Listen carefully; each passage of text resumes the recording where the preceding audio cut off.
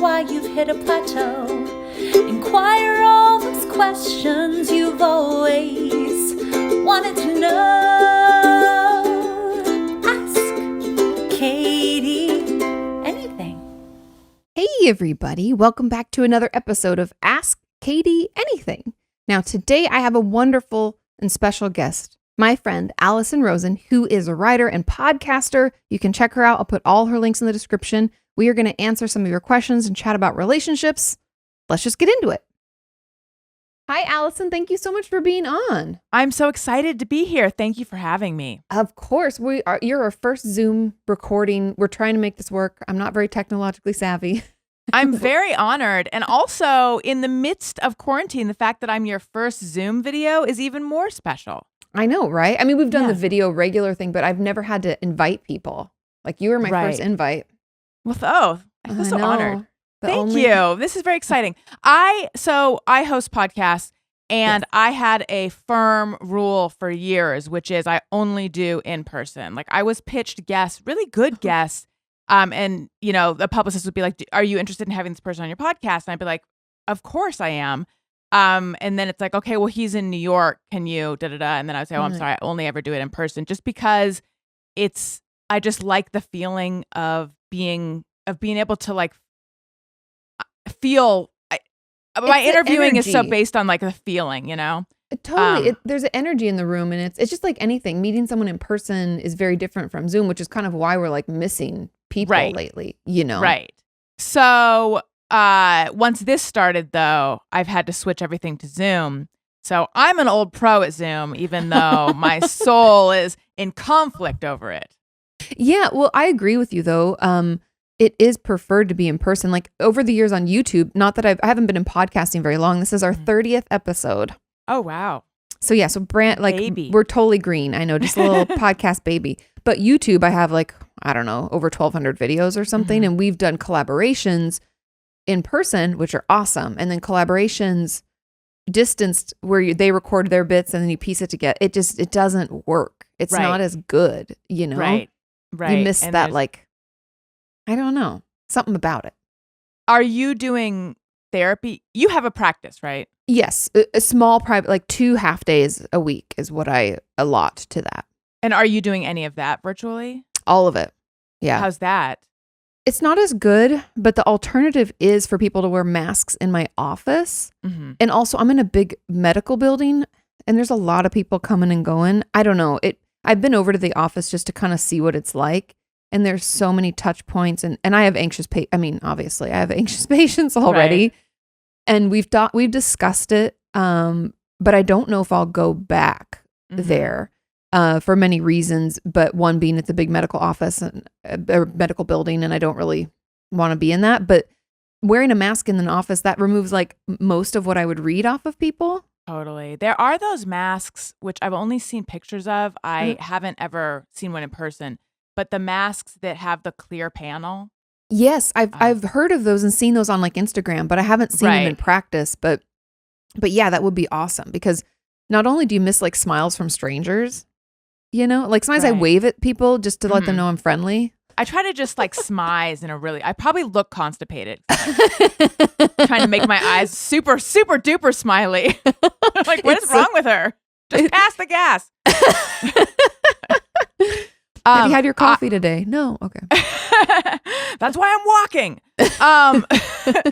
Get things moving. I have weekly therapy and I've been doing it over FaceTime.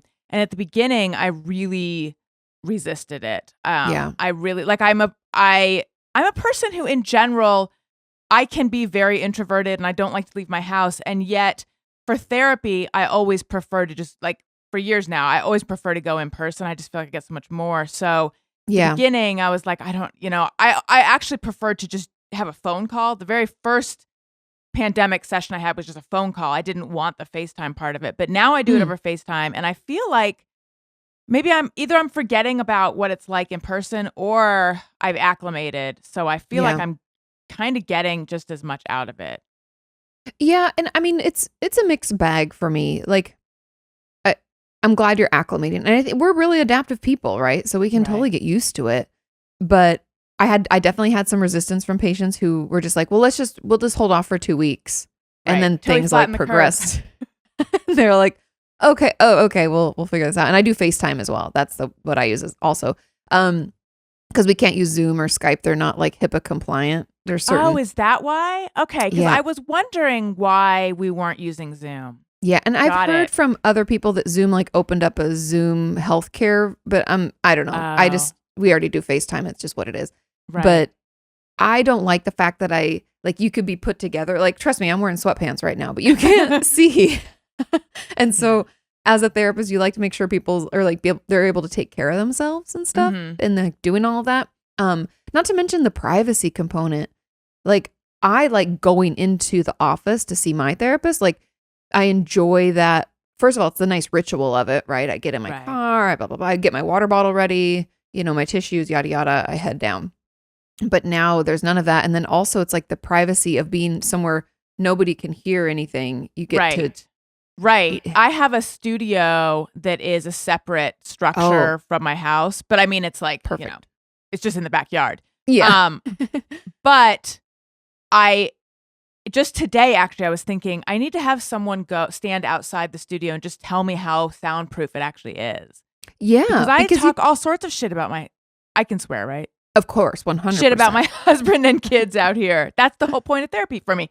Even though I love them. Wait, I have a question though. So this is fascinating to me. You said that you like to be able to see whether your patients are like taking care of themselves and stuff. I've always wondered, do therapists notice what you're wearing, if you have makeup on, how you look? Yes and no. I mean, it's not really about like makeup on. It's more about what you're like normally. And then seeing if that shifts. Okay, good. I've set the bar so low for my therapist. Me too. I don't like to wear makeup anyways, or real pants or bras. I mean, it's life's hard enough. I think I've worn the exact same thing every single time I've had therapy. But for all she knows, I'm changing my pants all the time. But of course, because also it's only once a week, right? So in the pandemic, I mean, I've worn the exact same thing. I don't mean in general. Yeah. I don't know if that makes it better. We're now on like month 6. Not like year 2 or whatever. Right. But yeah, I think it's just about like noticing if there's changes because we're supposed to pay attention to the fact that if you normally are very done up, like I do have one patient who is particularly high maintenance. And if she all of a sudden came in sweatpants, I'd be like, what is happening? Like something's wrong, And so I think it's more about that, less about like looking put together.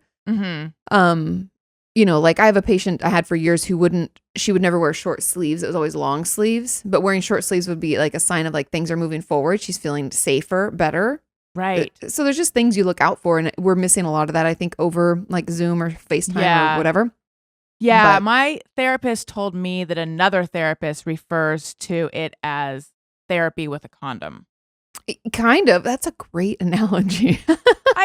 It's not mine to give, but I'm giving it to you. Yeah. I mean, not that I even know, you know what I mean? Like, not that I understand that fully either, but it's still, but I understand what it's relating to. And it does, there is this like a separation. Remove. Yeah. Can I ask you another behind the scenes therapist question? Of course. Do you take notes, and like, what are these notes like? People always want to know. They do. Because I remember years ago, a friend of mine, we had the same therapist, and she felt like the therapist who didn't take notes had a tape recorder somewhere. But I never saw it. No, if they don't take notes, that's just not their style. We can't record, or at least in California, again, every state has different rules and regulations, but we can't record you in any fashion unless we let you know. And back in the day when I was doing my training, you would record sessions, video and audio, so that I could look at them and then get critiqued and learn more. And it was really helpful. But they have to sign off on it. Got it. Yeah. My first therapy experience was I went to a counselor who worked in the student center at my college. Yeah, and I did that too. You mean you taught? I went. You went, yeah. And she was in the process of getting her PhD, I think, and she had a tape recorder, but it was very like right there on the table between us. And that's the thing. Usually they mention it and they'll say, I'm going to do this. And you're like, okay. And usually they're record you either saying it's okay or have you sign something or whatever. Right. Because of confidentiality, because that's really important. But not everybody. So I do take notes. And I'm old school. I know some people like type everything up. I write it down. I just feel like a computer is a very untherapeutic thing to have up. Yes. And some people do like the iPad thing and it kind of looks like a notebook. I just do old fashioned legal pads on a thing. And mainly the things I take notes of are symptoms as they're mentioned. So you might be telling me a story and not thinking anything of it, but I'm like, oh, that sounds a little OCD. And I'll put OCD question mark, and then I'll make a note of the story. I'll be like, story about, I don't know, sister coming to visit, whatever it is, right? And then I take notes of ages, names of important people, because that's kind of hard to remember sometimes. Like, oh, which one of your sisters is younger than you? Or how many kids does your cousin have? There's lots of like family tree stuff that I take notes about. And then some of it is like, then at the end, so those are the notes I take during session. And then at the end, I write like a synopsis and I make little asterisks and say homework, like HW. And then I write down so I don't forget to mention it to you next time. And that's really it. I always tell people like, you don't really want to read your notes because it's not very warm. Like, it's not like Alison, showed up on time and appears in good. It's very weird. It's like, sounds like it's efficient. It'd be like patient, which is PT period. So it'd be like PT showed up on time. And some people do OT on time. Like there's all these weird, it's just shorthand. And they'll be like, hygiene seemed good, appeared to be present, not tired, talked a lot about, so it's these weird truncated, it's not a good read. Right. No, that's interesting. That makes sense. And so that's kind of what it is. And then it allows us to go back later and be like, oh, look, remember when you were talking about this and your anxiety was so high you had to cancel last minute for that? Now you're fine. And then we can see like progress. And so it's helpful. But yeah, it's not exciting. I don't think it's helpful. Like I don't even want to read my own notes like from my therapist. I'm pretty sure she's like, patient cries every session, regardless of content. Right. So yeah, so that's kind of what it is. But a lot of people wonder, and I mean, it's like, it's like they're writing about you. You're like, what is that? Let me. Well, I think there's this idea that like, wait, do you have me all figured out? Because if so, just cut to the chase and tell me like what the bottom line is, and then we can make this faster. And there might be things like that. I mean, there's definitely things like that where it's like we see a pattern, but and everybody, if anybody out there is listening to this, your therapist should not tell you those. Right. Like, because why? Because I know that that's considered like going too fast, right? Yes, it's going too fast because it could be damaging. Like imagine you were in a relationship and you've been in a relationship for like 2 years and you were like, sometimes he just drives me crazy and we get in these wild fights. And to you, it all seems very normal and very expected in relationships. But from a therapist's perspective, I'm like, wow, I think he's a narcissist and that's pretty manipulative. And I think he's gaslighting her. And so I'll have notes like, boyfriend is narcissist, seems to be gaslighting. I think there's some abuse going on. Check in on that later. Make sure we have safety plans in the future. Like I'm planning for this.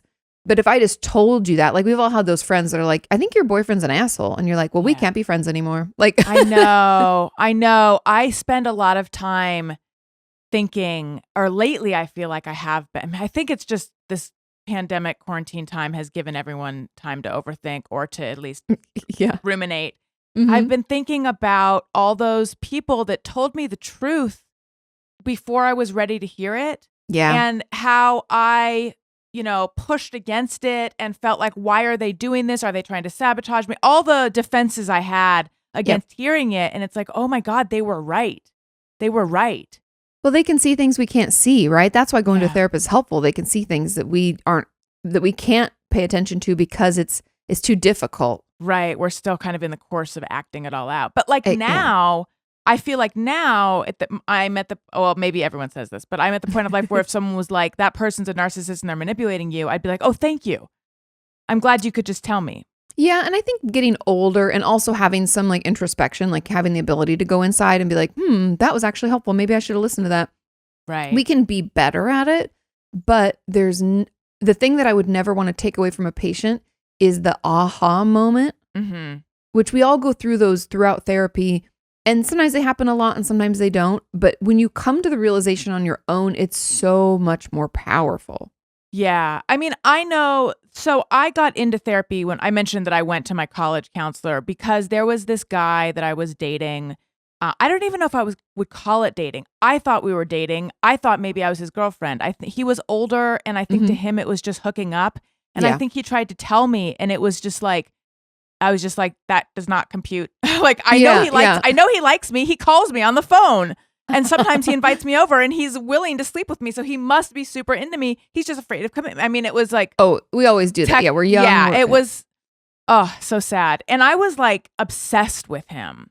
I would drop everything to hang out with him. I would go to parties at school and I wouldn't have anything to drink because I wanted to stay in a state where I could like drive to his house at the last minute if he called me. Oh, wow. Yeah. I was just, he was like everything to me. I mean, there's a whole bunch of reasons why, but my dad actually was like, I think you should talk to someone. And I was so hurt by this, but it was a good thing that I did it.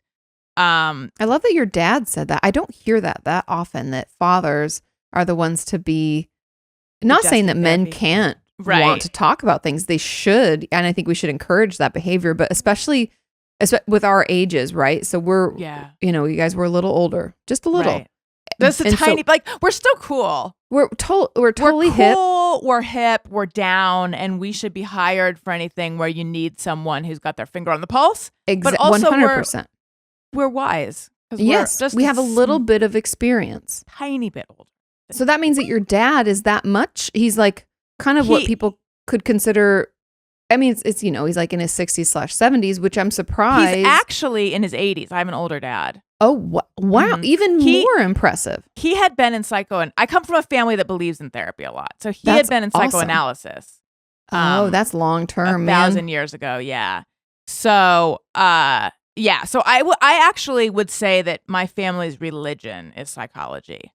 Too much so. I mean, I think my religion kind of is psychology as well. So, and in fact, I have wondered, should I have become a therapist at times? And I think probably not, but if that's the first thing I ever wanted to be, was a therapist. And so I believe so much in therapy, and I feel like everyone should be in it, and it's helped me immensely. I feel like the reason I say that my parents believed in it too much is because there was a lot of kind of like direct interpretations of your behavior as a child that I feel like kind of maybe like, didn't need to be there. Right. It didn't help. It just made me sort of suspicious and cynical and anyway, whole separate thing. But what was my point in saying? So your dad told you to see someone. That my dad had recommended I go. But anyway, it took me, on and offing with this guy for a few years before I kind of realized that this was not healthy for me, despite the fact that everyone was trying to tell me that. So just to your point that like you have to have the aha moment yourself. You have to go through the really hard stuff. And it sucks because I think we all think like, oh, I just wish somebody'd tell me what's wrong and then I could fix it. And I can tell you personally, like myself, I remember I had a really shitty boyfriend as well. This was like, I mean, I've been with Sean for, like 11, 12 years. So this was like back in like my early 20s. Like I think I was 21, 22. And I remember my therapist just saying like, that's interesting behavior.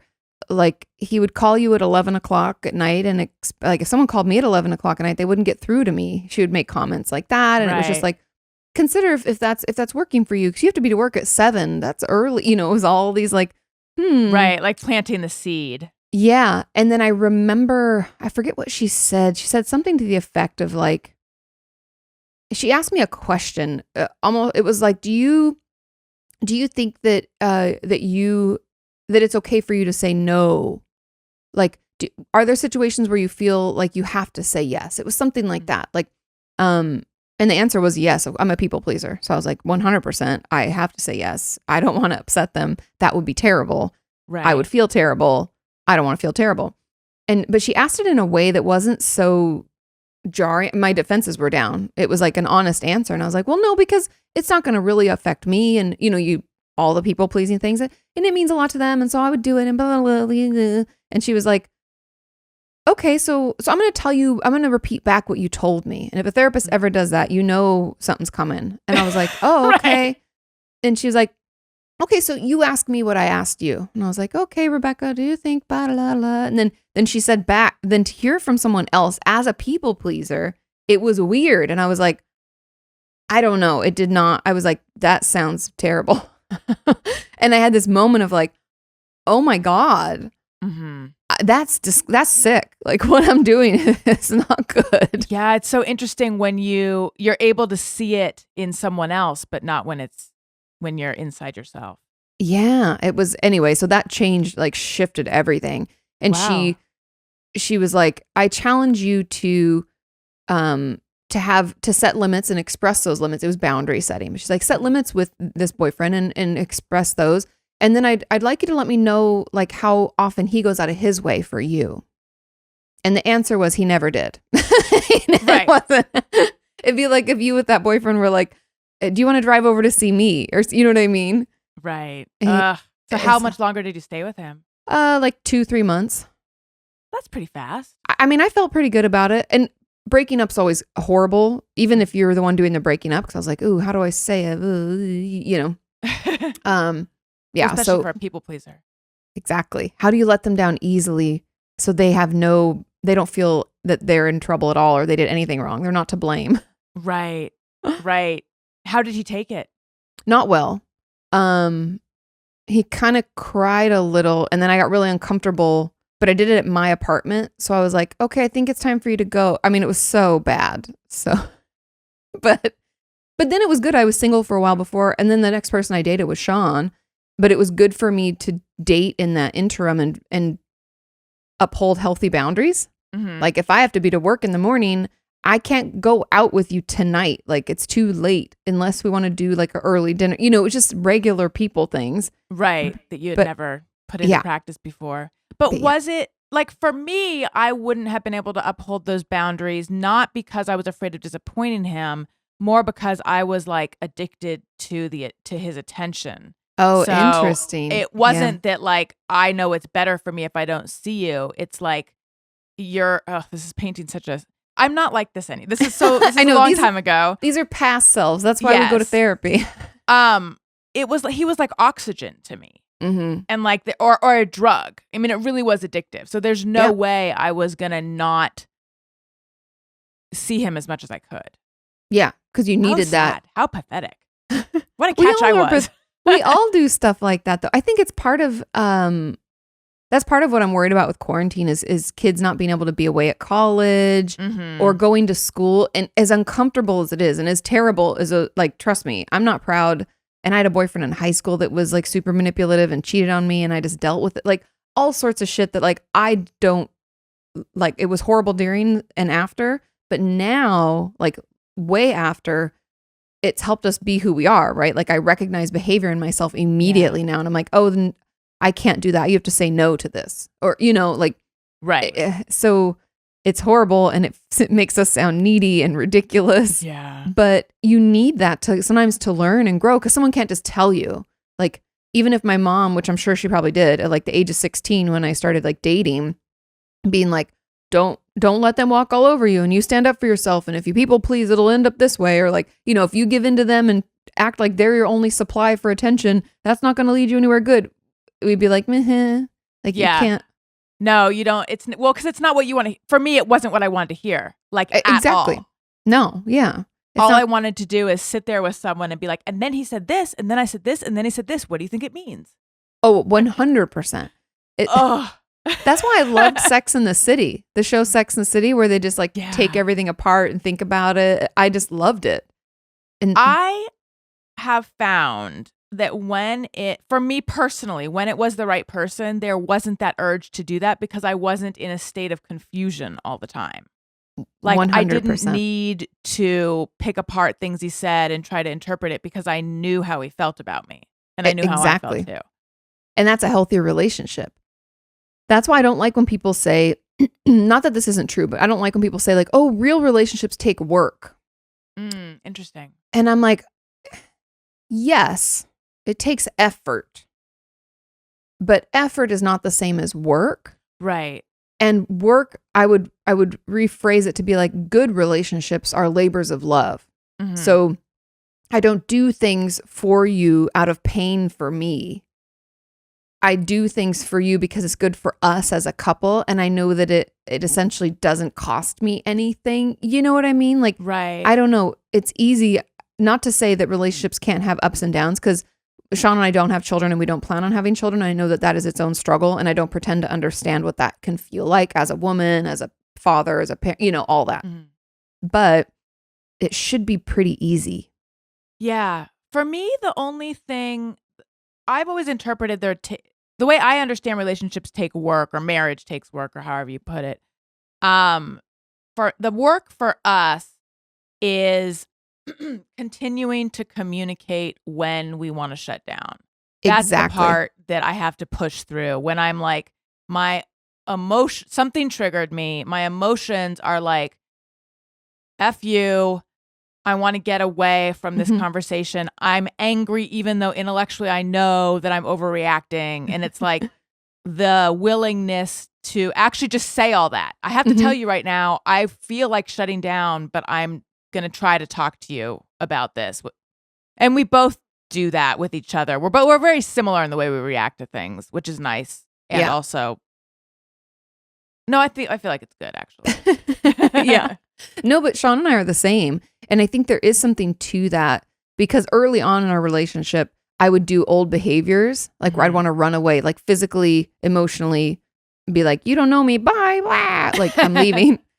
And it was funny because I remember my mom telling me, because she's the same, like I'm my mother's daughter, and she tried to, my dad and her got married, and then she tried to leave one night. She got mad and came over to her parents' house, and her mom's like, you have to go back home. And she's like, I am home. And she's like, you don't live here anymore. Go talk to your husband.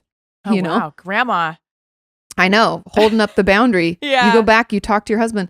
And I remember calling my mom one night. I was so mad at him. And I was like, and he's saying this. And she's like, Katie, you can keep running, but wherever you go, there you are. So I encourage you to go back and talk to him, because I think you'll probably figure out that you're more on the same page than you realize.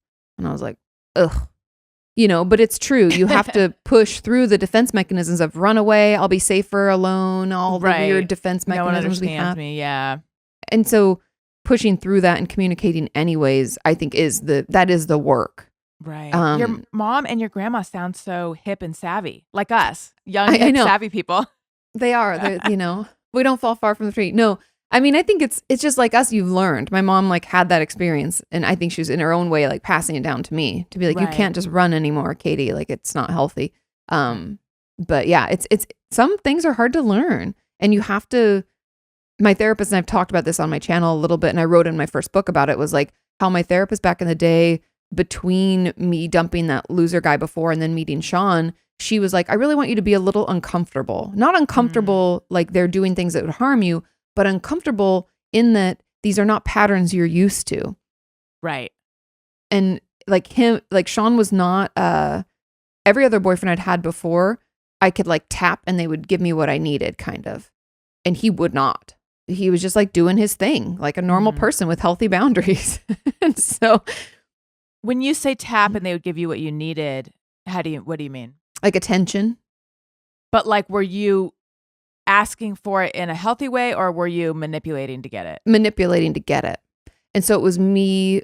But it's weird because a people pleaser, it seems like those can't go together, but they kind of can, because people pleasing is actually manipulative behavior to get people to give you what you need. Totally. And that's what, sorry, go ahead. No, I was just, that was something that I learned, because I thought, people pleasing, I just want everybody to be happy or whatever. And my therapist was like, no, you really want you to be happy because you need everybody to like you, because that's important to you, because you need that attention. Right.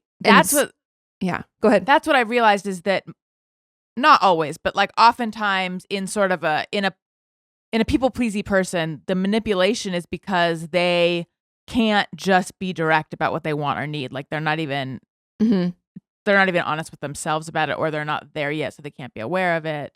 Exactly. Like the passive aggressiveness manipulation. Yes. And I'm definitely that person. Like that was me. And it takes a lot for me to, and I've gotten better at it over the years, but sometimes if I'm super stressed out, I'll go right back to those behaviors, you know, because you're like, your resiliency, like your defenses are down. Right. And, but I have to push through to be able to say to Sean directly, like, hey, you said that and that really hurt my feelings. And sometimes I've gotten to the point now where I'll say it a couple of times to make sure that I really communicate. He's like, I heard you, like you told me and I'm sorry. I said, I'm sorry or whatever. He's like, you don't have to say it again. I'm like, okay, message received. Okay. Like I've got to, you know. Yeah. But I remember when I graduated college and I was living in an apartment with some roommates. So my first time, not living, like my first apartment, because I lived in the dorms, you know, at school. And then anyway, where I lived, not important. However, just I was in my early 20s, which was just so recently, you know, since you and I are young and hip. So and recent. Just a skosh older than the youngest people around. We're like practically, I don't know how old Zendaya is, but I'm just like a month older than her. Like she's young. But anyway, I was upset with my roommate, who was also a good friend of mine. I was upset with her for something. I don't remember what. And so I just did what I did at that time in my life, which is I like kind of gave her the silent treatment. I was really monosyllabic. And I was, you know, I wasn't going to tell her. I was going to make her like realize I was upset, or I just wasn't going to engage. And I had this was kind of an aha moment for me. I realized at a certain point, like, she has no idea why I'm being such a weirdo. She just thinks I'm being weird. This is not accomplishing anything except to make her be like, what's up? What's going on? And so that was probably one of the first times I ever did that. I was like, I wanted to tell you that I was upset when this happened. And it was like such a healthy step for me to be able to ever say that, as opposed to just being a weirdo and like thinking that would somehow, you know, solve the problem or communicate. I guess maybe I was punishing. It's a punishment, but it's also, I don't know what it is, because we all do that. Or I mean, I've done that too. But I think a lot of it is like, we expect them to read our minds. Yeah. And they might not be that invested in us. No. And also the thing I find so funny about people, myself included, is that we think someone else's life isn't just as busy or important as ours. Like that they are spending all their time watching us and being like, Alison usually offers me coffee in the morning. She didn't. Something must be up. I must have done something. Like as if they're even at that level of recognize, you know? I mean, and you learn that in relationships, especially romantic relationships, you learn that more quickly because you're spending more time together and you recognize that like they're not even you know, like I see them all the time and they're not even noticing the fact that I didn't do this or that this was different. You know, no one can read our minds. No one can see the future. You have to communicate. You have to say what your assumptions are, what you're thinking, why you're upset, all that. And it's hard, but that's the work part again. That's like the labor of love, like communicating that. My husband and we are both very attuned to each other. And so we are constantly like, I feel like I'm picking up on something weird and then being like, I am in a weird mood, but it has nothing to do with you. And then sometimes this just shows there's a little bit of the old me still in me, obviously. Like sometimes he'll be like, I'm in a weird mood, nothing to do with you. And I'm like, that doesn't sound like it really doesn't have to do with me. That sounds like you're upset with me. Yeah. I do that with Sean too, though. I'll do that same thing because I'll notice something's different. And I'll be like, he's acting weird. You can totally feel it. Because if you know someone well enough, you feel it. Yeah. And I'll be like, are you okay? And he'll be like, yeah. And I'm like, are you just not talking about something because it's stressful? And he'll be like, maybe. And I'll be like, okay, well, when you're ready, I'll be here or whatever. But if he does say like, it's nothing, stop asking. And I'm like, you can feel something. You feel energy. Yeah. I do the try to mind read. Right. But I do try. I don't think I try. I should. My therapist feels I should try to not do so much emotional housekeeping, for lack of a better word, like to let him come to me if he wants to tell me something, because that would be good for him. That is hard. I'm supposed to do like I'm on the same homework schedule. I'm supposed to be doing the same thing because she's like, you can't keep harping on him. Like that doesn't move things forward. Right. And he's in therapy too. So she's like, he should be learning too. He'll come to you. And he does. But I think, and I'm sure every relationship's different, but I'm definitely I'm quicker to get there than he is. Mm-hmm. So I just like have to wait at that line for him to meet me there. Even if I see him off in the distance, I'm like, he'll get there sometime. Right. Do you as a therapist have to hold back when you're talking to him? Because I imagine you must have therapist-y instincts and things that you want to say. Sometimes, but it's a lot of work to think in therapist brain. There are some, I'm sure you have the same amounts that I do, just being raised in that type of family. Like I definitely have more of an awareness and like, I see patterns. I can't help but see patterns. That's like what our job is to look for patterns. And so,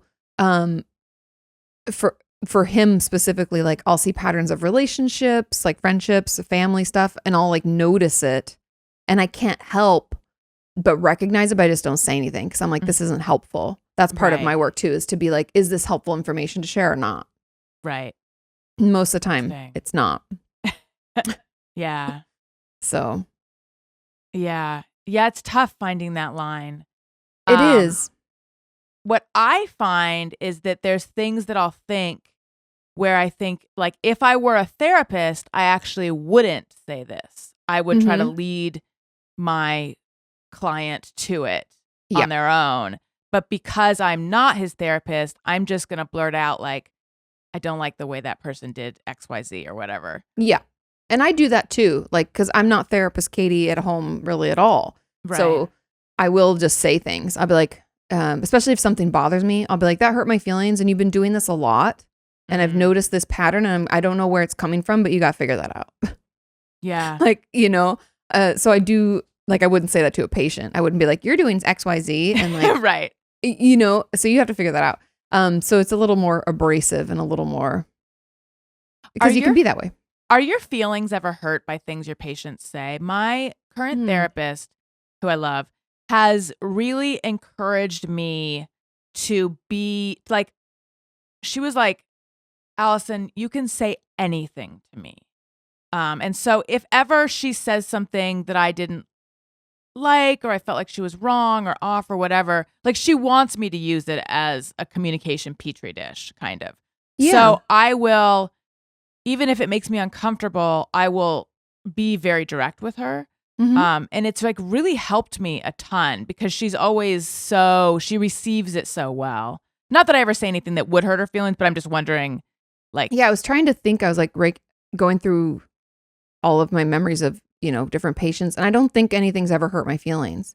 I think because it's different. Like, I think people have a tough time with therapy and the understanding of it because we always think relationships are both ways because that's normal. And that's a non-therapeutic relationship. Mm-hmm. But in therapy, it's not about me at all. It's all about you. And if I can be a sounding board for you to, like, I've had patients like get mad at me in a way that isn't like, it's not commensurate with what's happening. Mm-hmm. And I'm like, it's interesting you're so upset about this. Like, where do you think that's coming from? Like, I can like reframe it and I know it's not about me. Right. So I think maybe that's why we don't really get offended. But I've never, again, like you said, I'm never going to say anything that's really going to hurt her feelings. Like, I don't have patients that are like, you're stupid and your stupid head and your dumb skirt, or you know what I mean? Yeah. Like, there's not that kind of behavior. I have, however, unfortunately had a couple of patients unravel and like scream at me because they were angry and like threaten. And everybody kind of, I mean, some of it's because like my patient was going into mania and was kind of already erratic, and we were, so we'd already called his parents. They were coming to get it. It was all fine.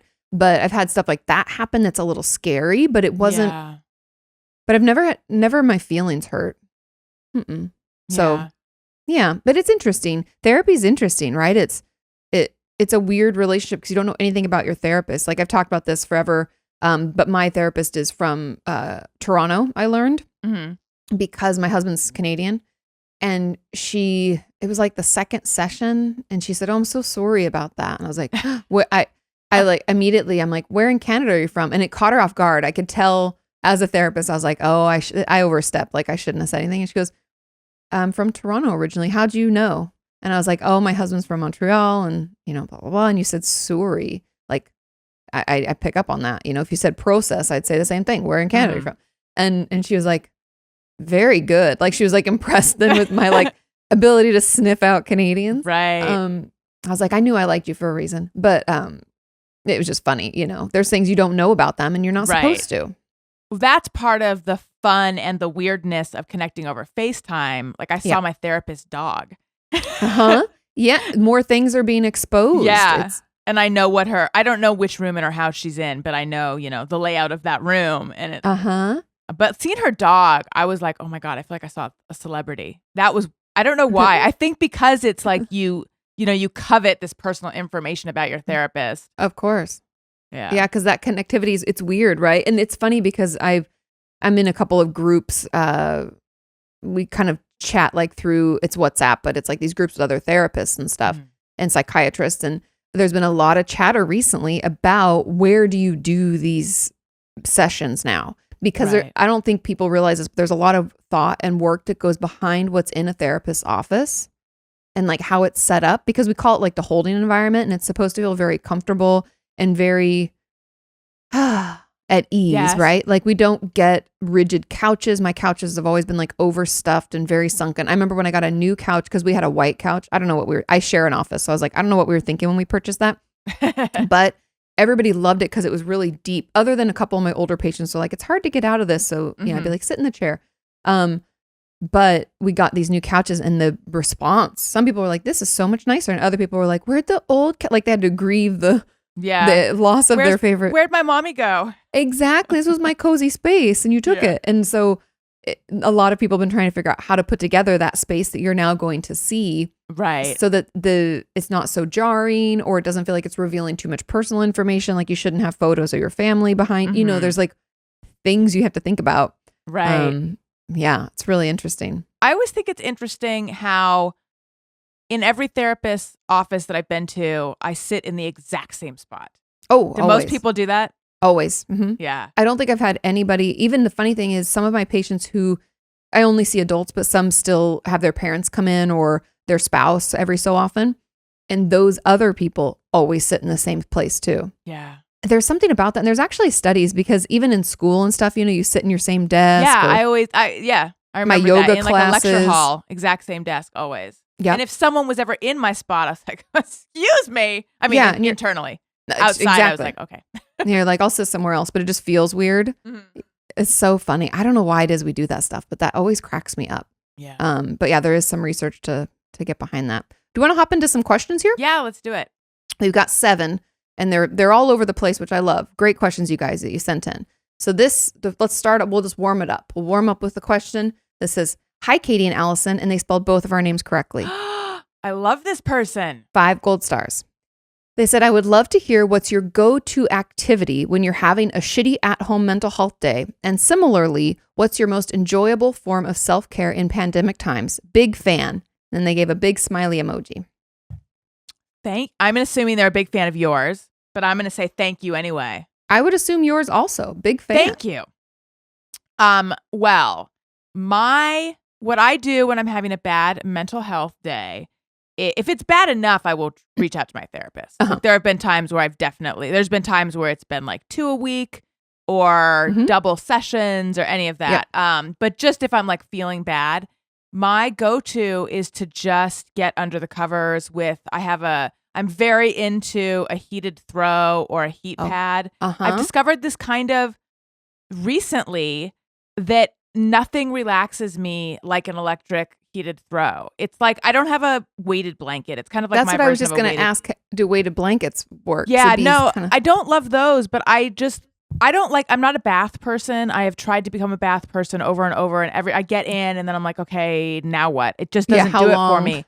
This is like a dry bath. I just get under the warm blanket and close my eyes, and occasionally I'll do like a meditation app, but usually just, and especially after kids, where whenever my head hits the pillow, I'm like, I realize how tired I am. Yeah. I just get under there and I kind of, either just rest or take a little nap, and it helps me recharge, and it helps put distance between me and that feeling. I know that if I journal, that's really always productive for me, but I don't do it nearly as often as I should. It takes more effort because I'm the same. Like, I know journaling helps me and I talk about it a lot. And people are like, oh, it's so hard. And I'm like, I know. Like, I'm not always motivated to do it. Right. But yeah, it's funny because everybody has different senses. It's always your 5 senses that you're trying to like calm your nervous system down or just take care of yourself and whatever that means. For me, if I'm having like a particularly shitty day in general, some kind of movement makes me feel better. So I'll do stretches or I'll go for a walk. If I have time and energy, I'll do like yoga on my computer. Even in pandemic, like I used to go to my studio and I've been going there forever, and it was sad that I can't do that anymore. But yeah, I think that's probably my go-to is like movement. And then honestly, if it gets, not even if it gets bad, I guess if I feel like I need to talk something out, I'll call one of my friends or my mom. And if it's bad, then therapist, same. Right. And I think there's a lot of judgment people have around like needing to go more than once a week or needing to do double sessions. But I did that. I didn't even know there was judgment around it. I mean, people will say that to me in comments, like, what, why would I need to, she's saying I should come in twice a week. Am I doing worse? Blah, blah, blah. And I did that for like probably a year and a half. I did 2 sessions a week because my dad died. I did it for like a year. And then like for another almost years around Sean and I's wedding, super stressful. I was changing jobs. There's just a lot going on. I went twice a week also. So I just needed more support. Yeah. That's kind of my greatest, this is not answering the question, but therapy is my greatest self-care thing. Yeah. It's the thing that keeps me feeling, it's a huge outlet for me. It makes me feel so much better. And I feel like I can't imagine what my life would be like if I weren't in there. It's allowed me to like have the life I have, I think. No, totally. Because there's something about, I think, I don't know, there's no real thing that goes behind this, but like my real self-care is like personal time where it's just about me. And I think in a career path that is all about other people, that time is very valuable to me. And so whatever form that can take, like if I, like my birthday's coming up. And so when I'll take the day off. I never work on my birthday. It's like hard and fast. I just don't do it. I used to love to like wander aimlessly around Santa Monica where I live and like walk into different shops and just peruse and have no plans. Nobody need me. I turn my phone off. Like it was just, I think I need that like alone.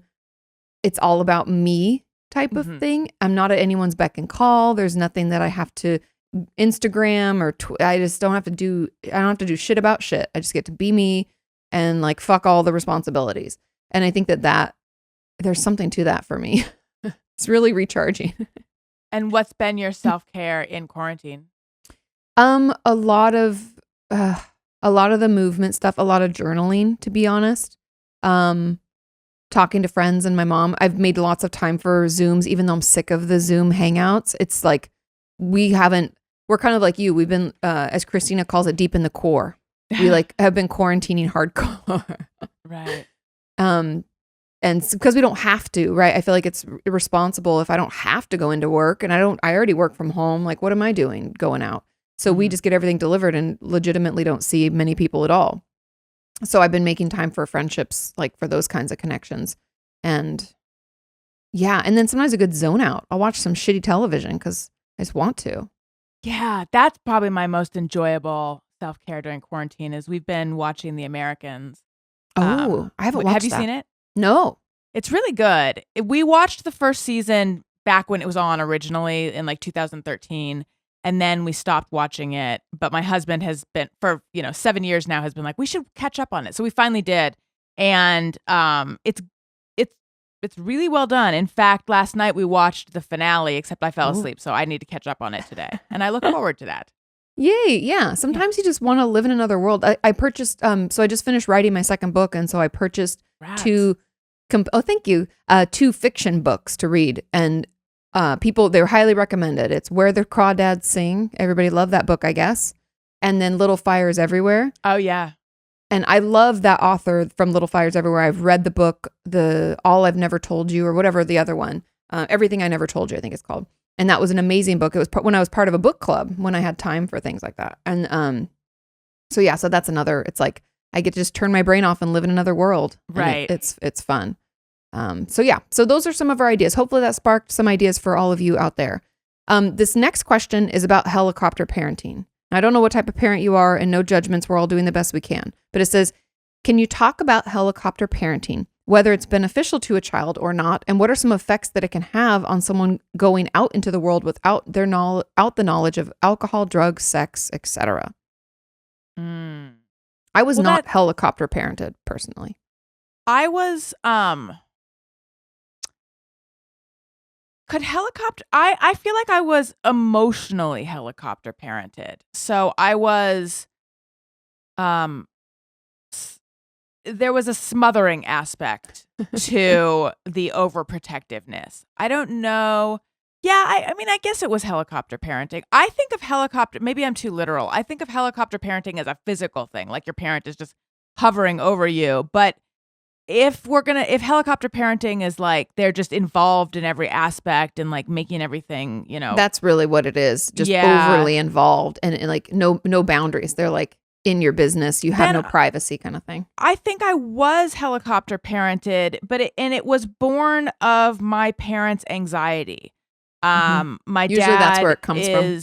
Yeah, my dad is a doctor and I almost feel like he became, I hope if you're watching this, hi mom and dad, you guys did the best you could and I turned out great. I'm so young. Sometimes I wonder if he became a doctor because of his anxiety. Like that led to a career where he would be the authority, where he's in control of a lot of things. It's like a way to negotiate this life and death fear, that kind of stuff. But so he's a doctor. So everything from his perspective was worst case scenario, like instantly. Yeah. And then my mom is just a very anxious person too. And so I think I was the, then version of helicopter parented, and it made me an anxious person who didn't trust my own I mean, that's like kind of the biggest thing I work on in therapy, is learning to listen to my gut, and because I am perceptive and I have good instincts, but I don't trust them, and sometimes I don't even hear my own internal voice. And I've come a long way, but I used to be someone who, like if I was, this sounds so crazy, but like if I was going to buy a notebook, I would stand in the aisle, I would pick up like the green one and then be like, oh, but there's a red one. Maybe I'm a person who has a red one. And then like, oh, there's orange. I typically don't have orange. Maybe this is my chance to or no, I don't like that. And should I choose the one that I like, or should I choose the one that I think will look good? And like, something like that would end up taking me like 2 hours just to make a tiny decision. Yeah. I think that's the problem with stuff like that. And in general, most parents, but they do like their quote unquote best, which is not always best. They're like doing the best with what they got, which depending on what your parents' background is, can be a hell of a lot more or less. So that's the problem with helicopter parenting, is like, we don't know how to make decisions on our own. And that internal voice that we all have innately, right? We have this like, this instinct, but because for years we've been told that we can't trust it, right? For many reasons, and that right? There's a right and wrong, and there's the stakes are high, and anxiety. And then it's overwhelming. And then of course we're like frozen in fear. And then picking a notebook takes 2 hours when it should have been like 5 minutes, right. or 30 seconds rather. Like you look, we grab, we go. I try with my own, I have a 3.5-year-old and a 1.5-year-old. And I try, if I see them struggling with something, I try to just let them work through it until they ask for help. Like my 1.5-year-old was trying to get a toy off a shelf. And he was reaching for it. He was like up on his tippy toes, reaching for it. And as his little fingertips were pushing it back. And my first instinct was to leap up and just get it for him. But I was like, he's not making any sounds like he wants help. He's not whimpering or, any of he would probably just whine. Yeah. And so I'm just going to, and eventually he got it, but it was hard to just sit on my hands. But I figured if he's not asking for my help, let's see if he can figure it out. Yeah. And there's something empowering for kids to learn things on their own, because if we're always finishing things for them, doing things for them, and that's like a small example. Like I'm not telling any parent out there that like, if you assist your child, like that's terrible. It's not a terrible thing, but it is very healthy for them to sort of, because maybe, I'm not saying this is what he did, but like maybe he would learn like, oh, I just can't quite, I'm going to step on the stepping stool and then I'm going to reach. Right. Because I've seen mom move that stepping stool and I think I can get that over there. I mean, things might get dangerous because it's a child, but I'm saying that like they can figure it out. And then also then they feel empowered and then they feel good about what they did, right? I could do this again. And we kind of want children to, just like we want as adults, we're really not that different, just developmentally different. But we need to feel empowered to make our own decisions, and we need to feel strong enough to do it again, right? So it's like, okay, I've done this, and we want to have that foundation. The goal of like our early years is to build this foundation with which we have learned experiences, so we know that things will be okay. I know mom will come to my aid if I cry when I'm little, so I feel safe enough to go out and try things. And then if I get scared, I cry, and then she'll come, it'll be okay. Like we want to build this solid experiences of safety, security, belief in ourselves and our environment, safety in that. Then we grow into healthy individuals because we feel empowered to do things on our own.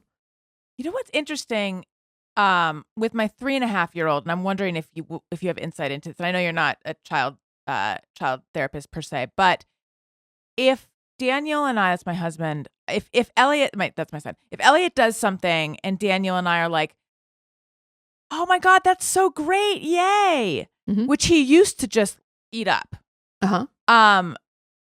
Now he's like, don't talk about it. Like he gets very self-conscious and he has this very negative reaction to us doing that. So now we're like, we got to play it cool. But what is that? Is he 3, you say? He's 3.5, yeah. It's just developmentally. So there's a reason they call them three-nagers. Yeah. It's like they develop, there's different stages in the way that we develop, and boys and girls can be different, but it's just child to child. So some children, it could be like 2, some it'll be like 4, but for a huge chunk, it's in the 3s. That's why the three-nager has become such a popular saying. It's really, so children go through these ebbs and flows. And I'm sure even as I say this, we'd be like, oh, so they go through these like needy periods. And those are usually periods of like certain types of development in our brain where we just need more nurturing to kind of get through that. And then we go through periods where we test boundaries. We push back. I'm going to dress myself. I do it myself. I don't want everything. He wants to open every door. If you open a door, he then like scowls. And then and then he comes up and does it himself afterwards. Because I can do it. And it's part of that. I'm independent. And it's a different type of development, right? It's like we need to feel safe. It's good though. It's all good. It's like good that they're pushing back. I know it feels shitty. And I'll never forget one of my friends when her boy was 3, he'd said something terrible to her like you always ruin everything, or you know what I mean? Like little kids. And she was so hurt because she's like, he caught me at a bad time. Like I was, working all day and my husband had been gone and then she's like, and I cried. And I was like, it's okay. Like they need to learn that too. It's all part of the learning, but it's that boundary pushing, testing limits. Yeah. And also learning what they can do on their own. They're kind of asserting their independence. Right. And it's all just part of that healthy development. And they go through the phase, and then around like, I don't know, maybe 4, probably closer to 5, they'll kind of come back into the, I wonder if there's something about us praising him in this sort of yay kind of way that takes away the independence for him. I think it's more about the I don't need you to tell, like it's the I don't need you feeling. Got it. That he's testing. I don't think it's so much of, because almost every parent's like, yay, you're writing your first letters or you're doing your first things. We get so excited and good job. And you did that right. And, you cracked the egg and didn't get any shell in the bowl. Yay. Like there's all sorts of things that we do with children to like teach them. And it's like positive reinforcement, very normal. But I think it's that like, I don't need you. Right. I know I'm doing it right. And it's that independence. It's that first little, it's like, I don't know. I feel like it's like the first time we realize that children are their own individual. Because they tell us no. Yeah. I noticed that I know you mean individual, like as separate from us. Yeah. But in having two and seeing how different they are, that has been real eye-opening to me. They're just, I don't know why. Like Owen, that's my little guy, my littler guy. His passions in life are cars, wheels, balls, and feet. He loves feet. If he sees your feet, he'll come up and he'll go diddly, and he'll like tap them. Oh, funny! It's very so and then he saw his little baby cousin the other day, and I don't think he'd ever seen feet that small. Oh and yeah, he really was like, baby feet. He was just like staring, like, what is this? And he came up and like touched them with his tiny little. I mean, he's only 1.5, so it's like this baby on baby, and with his little. I think his mind was blown by the tiny feet, but it's mostly balls that he's super into. And like Elliot, likes cars and balls, and it's not really shown a love of feet or anything, but it's just they have very different preferences and different temperaments, and it's interesting. Yeah, because they're their own unique individual. It's crazy. Yeah. I mean, and if you think about it, like my brother and I couldn't be more different. We're similar in a lot of ways, but we're also very different.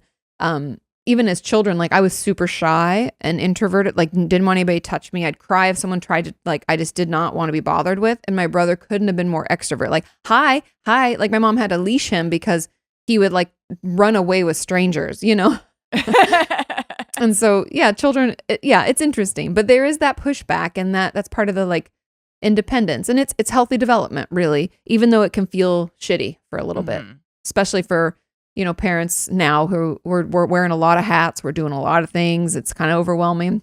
Yeah. And then to have them be like, no, I don't want your help, get out, or whatever they say in their little language. Usually, thankfully, most of the time, I mean, and there will be exceptions, but most of the time I am able to regard it kind of in the way that you talked about how you feel toward your patients, of not taking it personally. Yeah, it's not really about me. I mean, I imagine when he's older, things will cut more.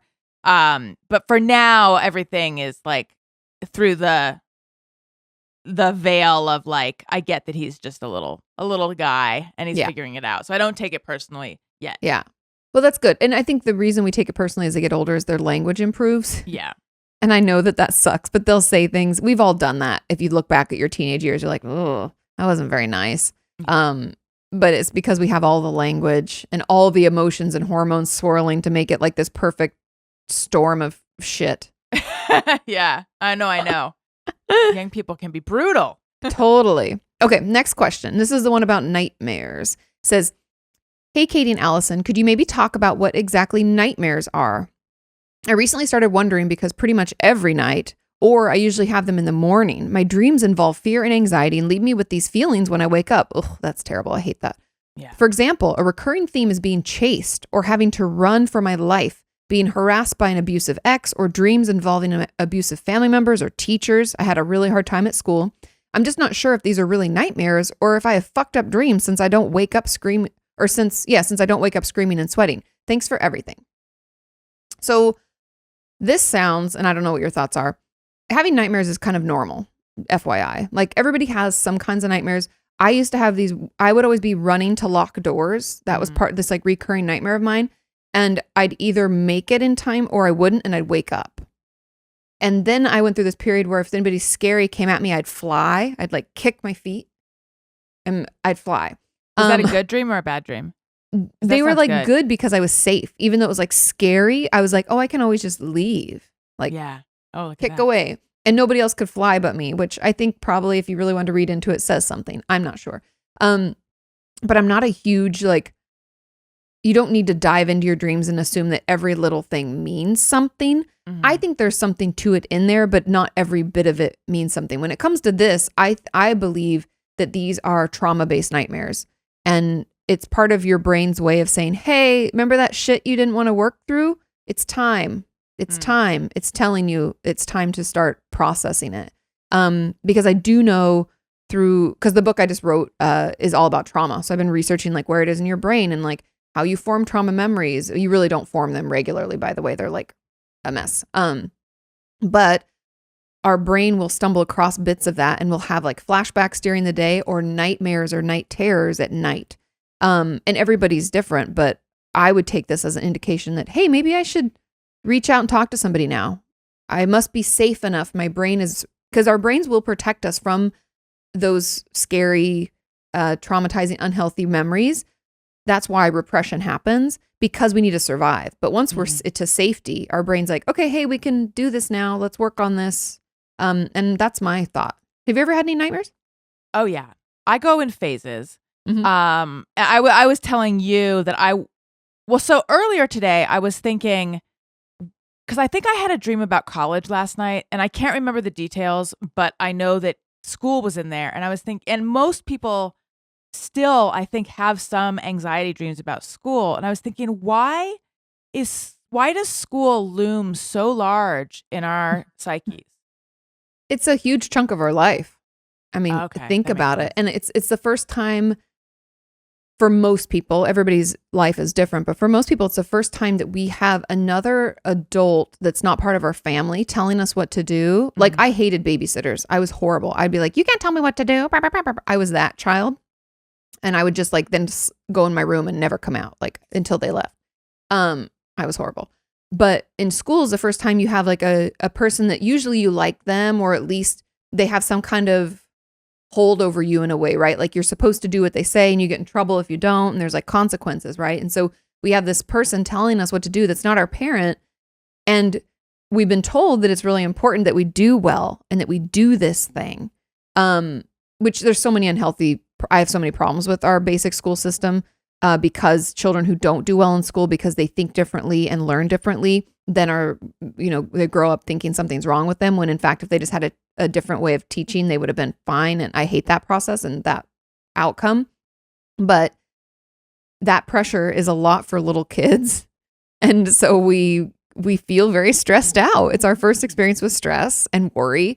And it's in there for, I went to graduate school. So on top of high school, I had 6 more years. So it's a lot of your life that's like school related.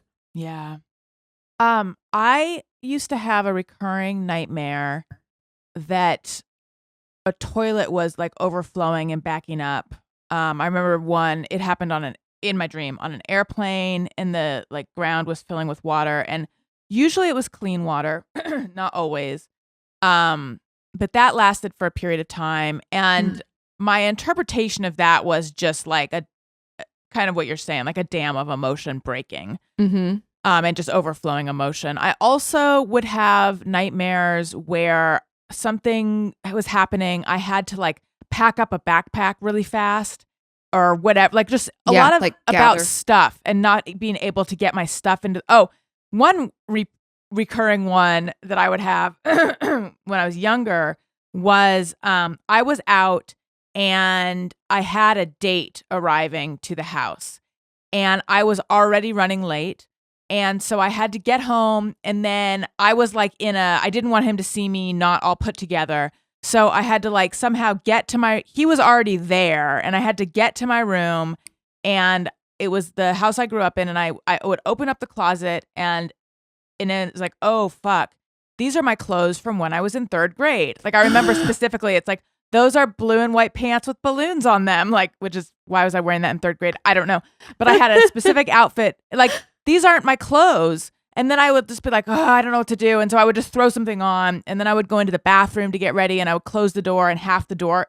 And I had this over and over. Half the door was missing. And I'm like, oh, fuck, he's going to come, So I couldn't get privacy in the bathroom. Then I was trying to pack my purse, and it was always like, where's my allergy pills? And I just have hay fever, like where's my allergy pills? And then by the time I came out, finally, we were going to a school dance, and the dance was over. Like it had taken me so long. Yeah. So that I imagine is like a late bloomer anxiety dream. Maybe. I mean, my knee jerk is like, it's anxiety driven. Yeah. Like it's definitely the fact, and I don't know. I mean, you could interpret. That's the thing about dreams and why I'm not a huge fan of interpretation, because if you think about that, if we were reading that in the book and your English teacher was like, hey, what do we think the underlying themes of this are? There's so much you could pull from that. And I don't know if that's really true. We do know. So I'll tell you what I think about that dream, and then I'll tell you what we know like what's actually happening in your brain that we know. Okay. So in that dream, there's a couple of themes. Like the clothes mean younger you is maybe feeling like you're not like it's not even old enough, but maybe mature enough or something. And then the like feeling like you can't get it together enough to make everything happen. Like I'm running so late in life. Like, I don't know. And I don't know if that's true, but that's like, you could see that. No, that is true. That was true. Because it's like, show up at the dance, it's over. What does that say about the situation, right? And being so responsible, like I need my allergy pills, and being so overly anxious and responsible that it's like holding me back, kind of, maybe. That part I hadn't put together. And then the like closing the door and half the door being missing, that to me is like a lack of feeling exposed, lack of privacy. You have no privacy. But I also have had nightmares where like if I were to write them down, I'd be like, this is a good horror movie. Like, oh, totally. Same. Like totally like very, very scary, true nightmare-y stuff. I don't. Yeah. And then like where I wake up and I'm like, oh, thank God. Thank God I'm awake. That's like the locking the doors. It could be like a guy with a machete or a gun or something. I'm like, wah! You know, those are definitely terrifying. I agree with that. But we do know, just so people know, what happens in our brain when we sleep is really that it's processing our day's events.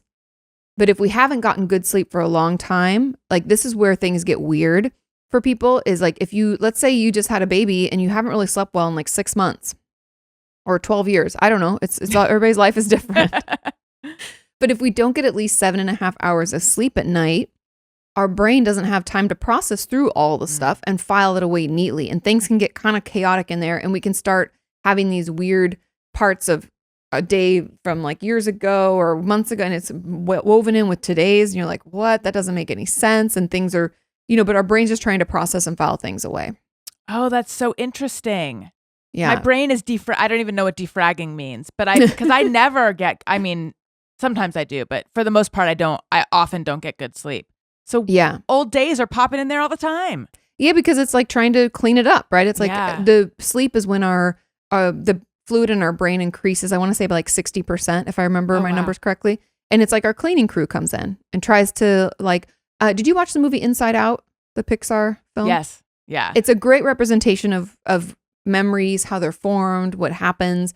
Not so much just those main core emotions and stuff, but the where they file things away, and there are these core pillars, like all of that. And then those the memories that get forgotten that go into the bin, that really happens. And that's like our brain cleaning itself. It's like, oh, I don't really need this Spanish that you learned back in middle school because you don't really use it. Right. And so you slowly forget it.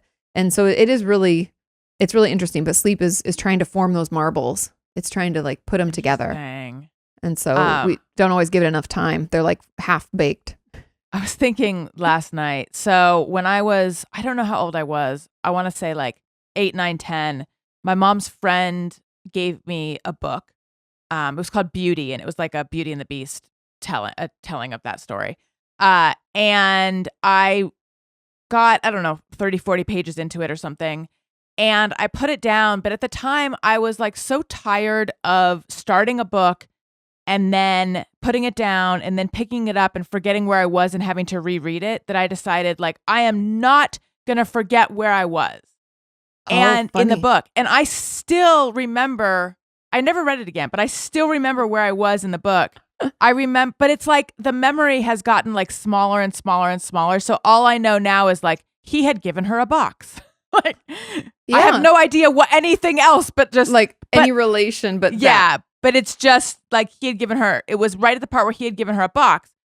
But what have I lost because my brain is hanging on to that one? Because I don't need it anymore. I mean, I wouldn't say that you've like, it's like a this or that in your brain, but it's more like that memory was important. Like you told your brain it was important. So it like flagged it as like, we got to keep this. Right. But then it's like the flag is like all tattered and it's like, do we really need? And it's like moving, your brain is like, I don't know if we need this. And it's moving it closer and closer to that like cliff where it's like, this is a waste of memory space. Yeah. But because it was flagged instead of all the other random shit we forget, right? that was something that it thought it needed to hold on to. But like, I feel like if I were to tell myself, okay, this is important, don't forget this pin number or this, pin number is not good.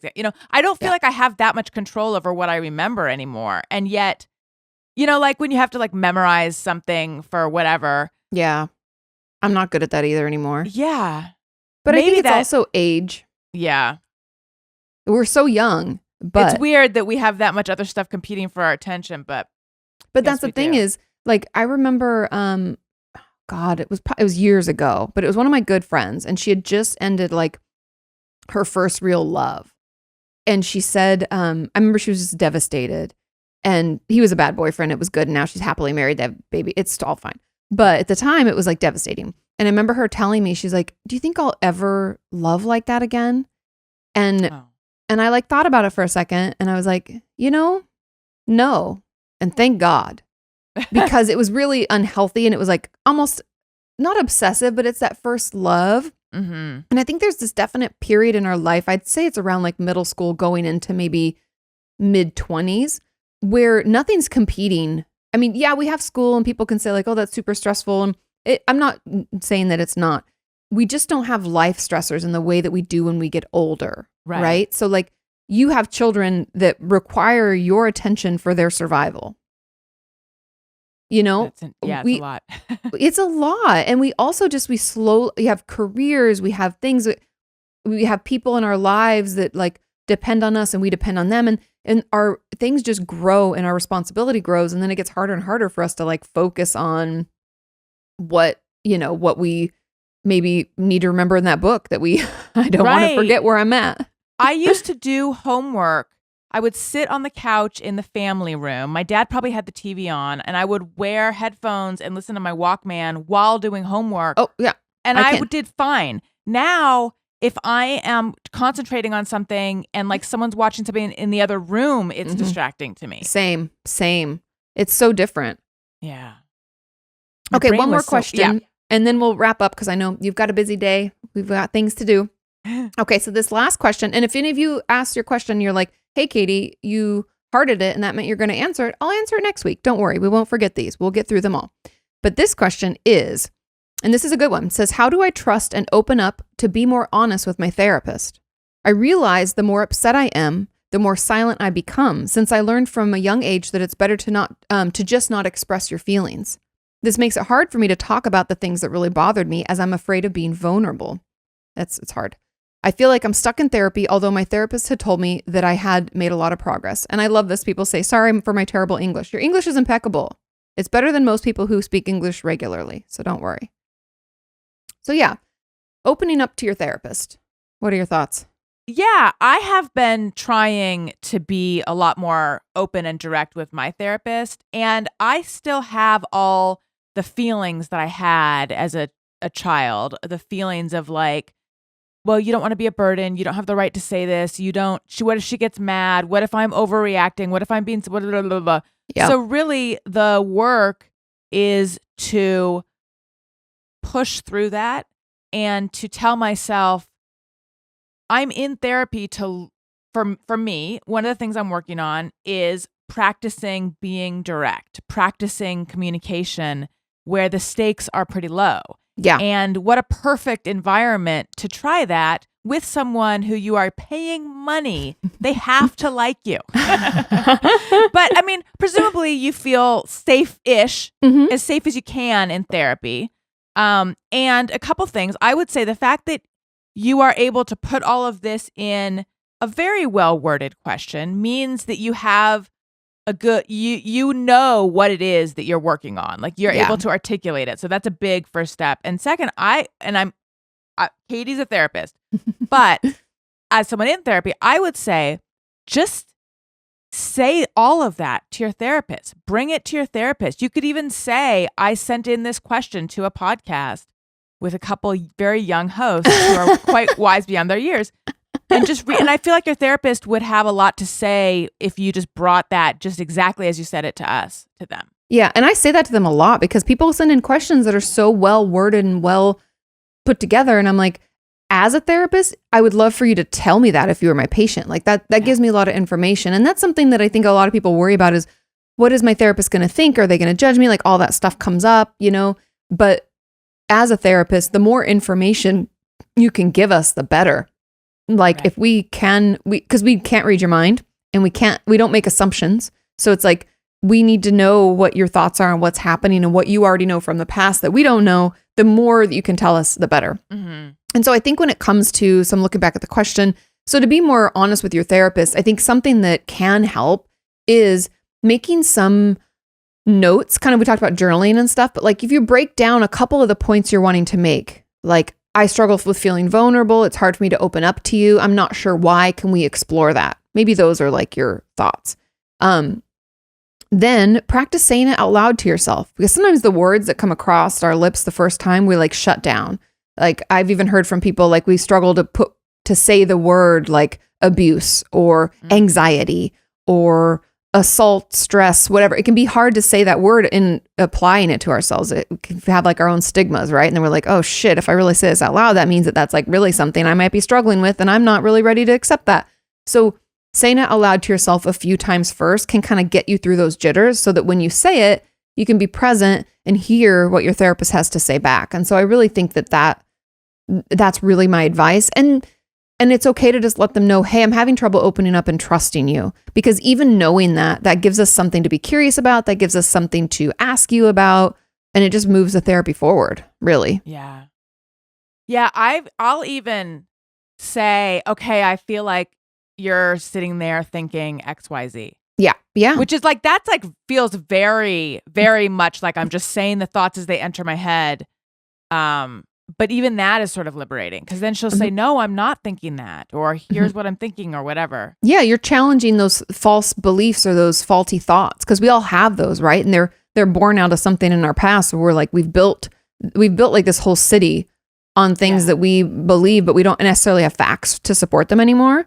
And so checking that kind of erodes at the foundation of that unhealthy city that we've built, and helps us rebuild a new, healthier city. I don't know. I'm sticking with this analogy. I don't really know why. No, I feel like it's working. It's good. but it's important, and that's really helpful. So yeah, as much as you can be honest, be honest. I feel like that's really, like, back to Alison's point, that's really what we pay them for. That's really why we go into therapy. And trust me, they're gonna hear you. It'll be fine. We deal with it all the time. I always feel 1,000 times better when I do that with my therapist. Yeah, because then you get to like, you're checking those facts, and you're also verbalizing how you really feel, and it can be really empowering and validating. And I get to try out saying something that is so honest it makes me uncomfortable, and with someone who then makes me feel so good for having said it. Like my worst fear that this person will stop loving me or whatever it is, doesn't happen. Yeah.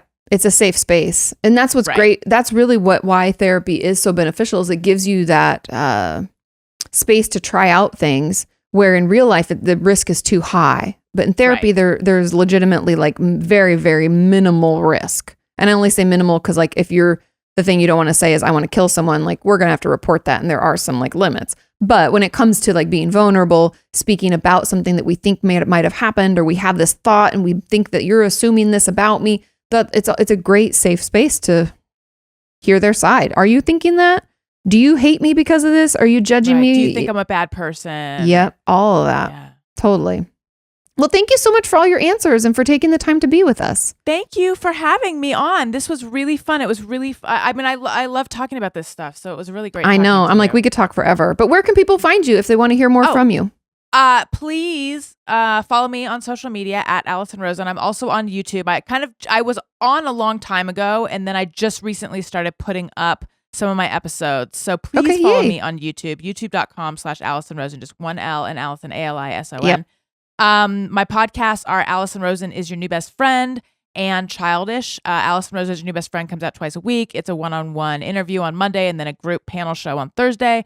And Childish is my parenting-ish podcast with Greg Fitzsimmons. A lot of people who don't have kids listen to that one as well. And I'm on Patreon and I'm on Cameo. Both of them just /Alison, Patreon /Alison Rosen and Cameo.com/Alison Rosen.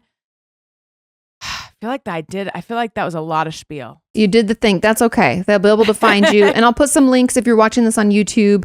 The links will be in the description. And I'll put the link over to her podcast if you're watching or if you're just listening on the podcast app. But thank you so much for being here. I hope that was helpful, everybody. I would love to have you on my podcast. Of course. I'd love to be. Tell me when. We'll do it. You guys Stay tuned for that. Okay, we'll see you next time. Bye. Thank you. Why breakups suck or why you've hit a plateau.